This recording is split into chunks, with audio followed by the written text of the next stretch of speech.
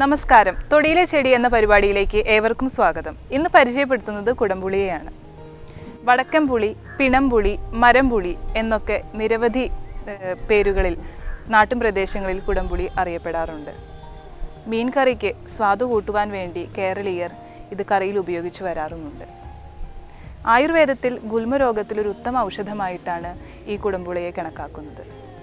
ക്ലൂസേസിയ കുടുംബാംഗത്തിൽ വരുന്ന ഇതിൻ്റെ ശാസ്ത്രീയ നാമം ഗാർസീനിയ കമ്പോജിയ എന്നാണ്. സംസ്കൃതത്തിൽ ഇതിനെ വൃക്ഷാമ്ല, ഫലാമ്ല, രക്തസംജ്ഞ, അമൃതദ്രുമ എന്നൊക്കെയാണ് നാമകരണം ചെയ്യപ്പെട്ടിട്ടുള്ളത്. ഗാർസീനിയ ജീനസിൽ വരുന്ന ഗാർസീനിയ ഇൻഡിക്ക, ഗാർസീനിയ പെടുങ്കുലേറ്റ എന്നീ ചെടികളെയും കുടംപുളിയായി കണക്കാക്കാറുണ്ട്. നിത്യഹരിത വനങ്ങളിൽ വളരുന്ന ഒരു സസ്യമാണിത്. കേരളത്തിൽ കൂടുതലായി വടക്കൻ പ്രദേശങ്ങളിലാണ് ഇത് കൃഷി ചെയ്യാറുള്ളത്. ഒരു നിത്യഹരിത വൃക്ഷമാണ് കുടംപുളി. ഇടത്തരം വലിപ്പം, ഏകദേശം ഒരു 10 മീറ്റർ ഉയരത്തിലാണ് ഇത് വളരാറുള്ളത്. ഇതിൻ്റെ ഇലകൾ വളരെ ലഘുവാണ്, അത് സമുഖമായി വിന്യസിച്ചിരിക്കുന്നു. ഇലയുടെ ഉപരിതലം കടുത്ത പച്ച നിറവും അടിഭാഗം വിളറിയ പച്ച നിറത്തിലുമാണ് കാണാറുള്ളത്. 7 മുതൽ 10 സെൻറ്റിമീറ്റർ വരെ നീളവും 5 സെൻറ്റിമീറ്റർ വരെ വീതിയുമാണ് ഇലയ്ക്കുള്ളത്. ഇതിൻ്റെ പുഷ്പം മഞ്ഞ കളർന്ന വെള്ള നിറത്തിലാണ് കാണാറുള്ളത്. ഒരേ വൃക്ഷത്തിൽ തന്നെ ആൺപുഷ്പങ്ങളും പെൺപുഷ്പങ്ങളും കാണുന്നു. പെൺപുഷ്പങ്ങൾ ആൺപുഷ്പങ്ങളെക്കാൾ വലുതാണ്. ഇതിൻ്റെ ഫലം ഓറഞ്ചിൻ്റെ ആകൃതിയിലാണുള്ളത്. ഫലം ഉരുണ്ടതും മുകളറ്റം ഉന്തിയുമാണിരിക്കുക. 5 മുതൽ 8 വരെ വരിപ്പുകൾ ഇതിൽ കാണാൻ സാധിക്കും.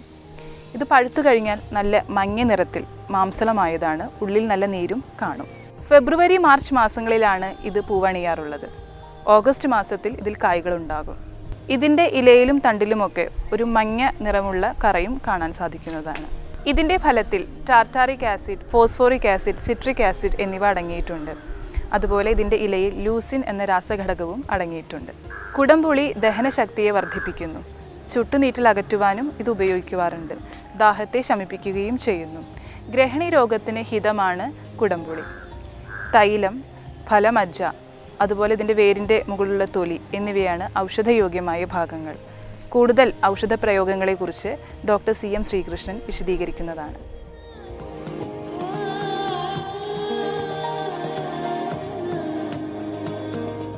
കുടംപുളിയെ പറ്റി പറയുമ്പോൾ എല്ലാവർക്കും അറിയാനൊരു പാട്ടുണ്ട്. കുടംപുളിയിട്ട് വെച്ച നല്ല ചെമ്മീൻ കറിയുണ്ട്. അപ്പോൾ ഈ ചെമ്മീൻ കറിയിൽ കുടംപുളി ഇട്ട് വെക്കണം എന്നാണ് പറയാം. അതായത് ഈ ചെമ്മീൻ നല്ല കൊഴുപ്പുള്ള കുറച്ച് ഫാറ്റായിട്ടുള്ള ബൃംഹണമാണ്. ഈ കുടംപുളി വിശപ്പ് കൂട്ടുന്നതും ഈ അഗ്നി വർദ്ധിപ്പിക്കുന്നതും ദീപനുമാണ്. മാത്രമല്ല അതിൽ കുറച്ച് ആസിഡാണ്. അപ്പോൾ ഈ ചെമ്മീൻ്റെ ദോഷവശങ്ങൾ, ഈ കൊഴുപ്പ് അധികമായിട്ടുള്ള ദോഷവശങ്ങൾ ഇല്ലാണ്ടേക്കാൻ ഈ കുടംപുളി ഉപയോഗിക്കും.